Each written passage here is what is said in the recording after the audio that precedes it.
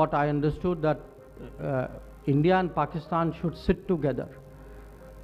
You know, victims of terrorism do not sit together with perpetrators of terrorism to discuss terrorism.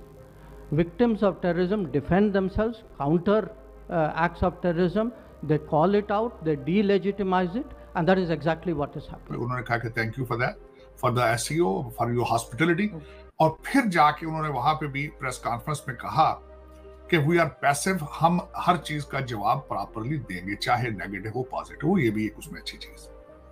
अब उसके बाद आगे क्या होगा? आप पाकिस्तान ने अचीव कर लिया, मैं समझता हूं काफी हद तक अचीव किया। जाने दो अहम बातें की।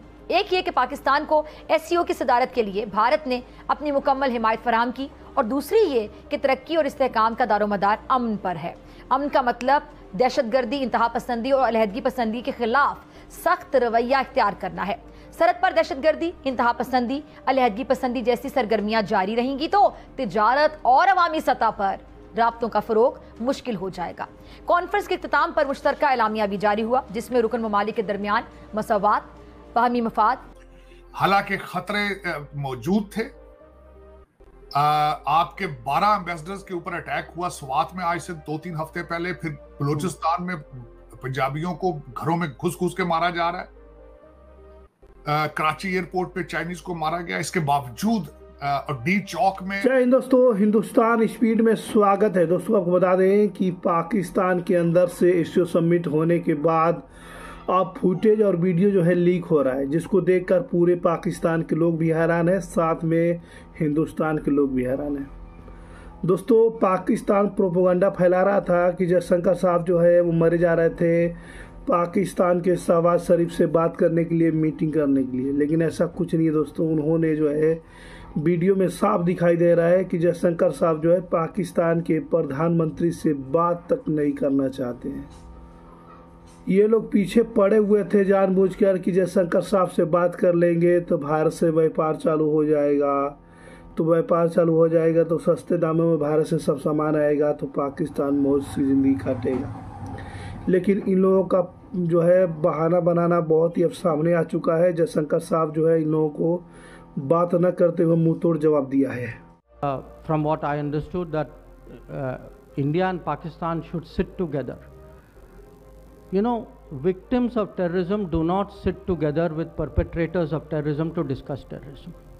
Victims of terrorism defend themselves, counter acts of terrorism, they call it out, they delegitimize it, and that is exactly what is happening.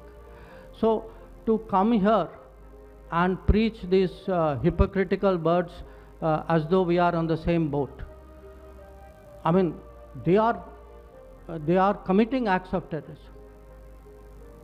And you know, I don't want to jump the gun on what happened today, but I think we're all feeling equally outraged. इस सारी चीजों में ये अच्छा step रहा। अब आपने अपना इमेज सॉफ्ट करने की पूरी कोशिश की, सिग्नल भेजा कि हम सफारती तौर पर हम तैयार हैं, अब हमारे साथ बिजनेस किया जाए, डील की जाए। उसका जवाब अब मैं जो डॉक्टर जयशंकर साहब की स्पीच है उसके अंदर भी उन्होंने ये कहा कि जो एससीओ है जिसका टारगेट है कनेक्टिविटी और एक्सपेंशन ऑफ बिजनेस और सारा कुछ ये चीजें और एनर्जी और सारा कुछ, लेकिन जब तक पीस नहीं होगा तिजारत किस तरह होगी? मैं एग्री करूंगा इस बात से। मैं हमेशा आपको ये कहता हूं, जहां सुकून ना हो, जहां लॉ एंड ऑर्डर ना हो, वहां पे लोग कारोबार नहीं करते, बल्कि लोग वहां से भागते हैं। बात जाती दफा उन्होंने भी, बल्कि एक भारतीय बहुत बड़े न्यूज़पेपर ने लिखा था उनके होते हुए कि डॉक्टर जयशंकर के jabs towards Pakistan and China. लेकिन उन्होंने जाती दफा शहबाज शरीफ साहब का शुक्रिया अदा किया। उन्होंने कहा कि thank you for that, for the SEO, for your hospitality. और फिर जाके उन्होंने वहां पे भी प्रेस कॉन्फ्रेंस में कहा कि वी आर पैसिव, हम हर चीज का जवाब प्रॉपरली देंगे, चाहे नेगेटिव हो पॉजिटिव हो। ये भी एक उसमें अच्छी चीज। अब उसके बाद आगे क्या होगा? आप पाकिस्तान ने अचीव कर लिया, मैं समझता हूं काफी हद तक अचीव किया। हालांकि खतरे मौजूद थे। आपके 12 एम्बेसडर्स के ऊपर अटैक हुआ स्वात में आज से 2-3 हफ्ते पहले। फिर बलूचिस्तान में पंजाबियों को घरों में घुस के मारा जा रहा है। कराची एयरपोर्ट पे चाइनीज को मारा गया। इसके बावजूद डी चौक में हमले का इनको था मुर्शद पाक ने कहा था कि हमला किया जाए, लेकिन इसके बाद ये अचीव कर लिया। अब आगे कहां जाएंगे, अब आगे आपका रास्ता कहां है, वो मैं आपको बताना चाहूंगा। सबसे पहले आपकी एक आप देखें, आप अपनी 5th जनरेशन वार, जो कि मैं समझता हूं चलाने वाले भी पहले चलाने, आज खुद ही उसके विक्टिम हैं। 5th जनरेशन वार में लाहौर के अंदर एक फिक्शनल बच्ची का रेप एक बनाया गया है और उसको बांग्लादेश बनाने की ख्वाहिश सार, इसके स्टूडेंट्स को निकाला जाए और बांग्लादेश बनाया जाए। अब ये जब देखा जाता है तो एससीओ के अहदाफ किस तरह अचीव करेंगे आप? लोगों को तो आप कह रहे हैं भाई हम देखें कितने अच्छे लोग हैं, आए यहाँ का एक फेक न्यूज या फेक प्रोपेगेंडा फैलाया जा रहा है कि उन पे हमला किया गया, क्योंकि Israel in itself claim करता है we are the best in like rocket drone technologies में हम बेस्ट हैं। कोई भी उनके like thousands of kilometre radius में कोई भी उनको अटैक नहीं कर सकता। वो क्लेम करते हैं कि हाँ, वो क्लेम करते हैं हमारे डिफेंस सिस्टम बहुत स्ट्रॉन्ग है। लास्ट टाइम उन पे जो हमले किए गए थे, जो लोग क्लेम करते हैं यस वी डिड, हमने हमले अटैक्स किए हैं, उस पर तो ये कहते हैं कि यार हमने सारे रॉकेट मार के गिरा के साइड पे कर दिए। बट नाउ वो ये क्लेम कर रहे हैं कि भाई एक अननोन स्पेस से एक ड्रोन आया और आते साथ भी उसका रिजल्ट इतना एक्यूरेट था, डायरेक्ट उसके घर पे गिरा। But which is contradiction in their words. एक तरफ उनका ये कहना है कि we are the best drone technology, और एक तरफ कहना है कि डायरेक्ट उनके प्रेसिडेंट के या डायरेक्ट वहीं प्राइम मिनिस्टर के डायरेक्ट पे घर पे हमला हो रहा है। These are contradiction words.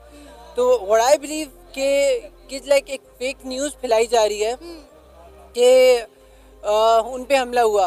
अगर सच में हमला होता तो वो फुल प्रूफ प्लान के साथ होता है जिसमें वो बचते नहीं। और अब ये देखे ना कि हमला उस टाइम पे हुआ जब वो और उनकी जो वाइफ थी वो घर से निकली थी, और कहा जा रहा है कि कुछ ही देर पहले वो घर से निकली थी जब ये हमला हुआ। सर आप क्या कहना चाहेंगे? दोस्तों, आप लोगों को पता होगा कि भारत और पाकिस्तान का 36 का आंकड़ा चल रहा है।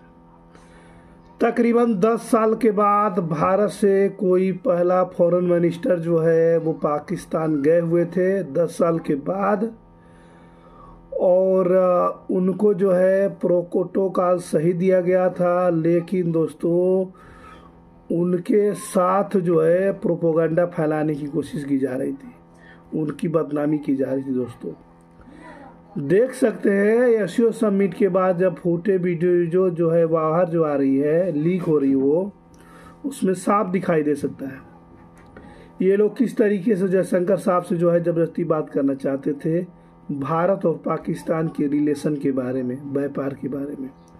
लेकिन उन्होंने बिना कुछ झिझक के जो है साफ मना कर दिए, वहाँ से उठकर चले गए।